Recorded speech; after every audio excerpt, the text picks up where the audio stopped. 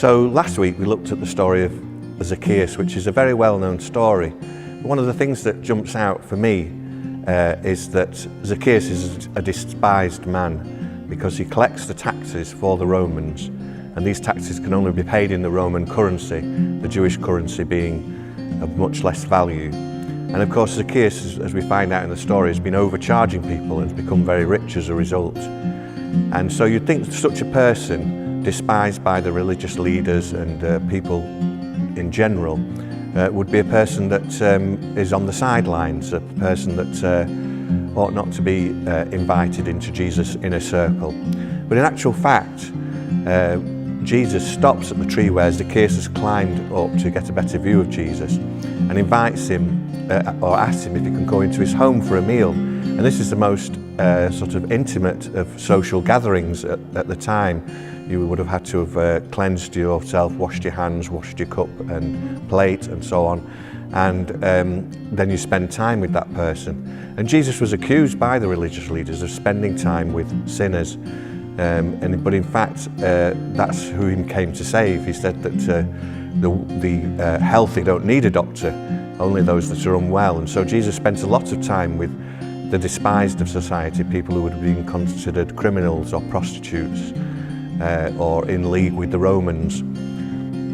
And so, as far as Zacchaeus was concerned, first of all, he was saved from a life of sin, but he was also saved for a purpose. And when we reflect on our own lives, we can say that we've been saved from a life where we're in charge. We have our own sort of morals and pride about how we do things. There's perhaps dark areas of our life of which we've not been proud, and Jesus comes to save us from those. And so Zacchaeus is just the same as us. He confesses to Jesus what he's done wrong and also what he intends to do to put everything right. And also, we're not only saved from a life of sin, we're saved for a new life in the kingdom. Because the Bible tells us that God has a purpose for each of us, and that even before we were born, he both knew us and he'd planned good work for us to do.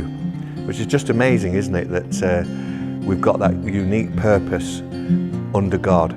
When this world tells us through media and science that actually we're not really worth very much. We're just a speck on a planet, which is just a tiny planet in a massive universe that all came about by accident. And so there's no destination, there's no purpose. You may as well just live life to the full, because one day you'll die. But in actual fact, with Jesus, you can be saved from a life of sin. You can be saved from fear. You can be saved from shame. You can be brought wholeness and healing and freedom and forgiveness. And not only that, you can be given a purpose, a plan that Jesus made for you before you were even born. And Jesus had a plan for Zacchaeus, and he fulfilled that by being intimate with him and sharing a meal with him.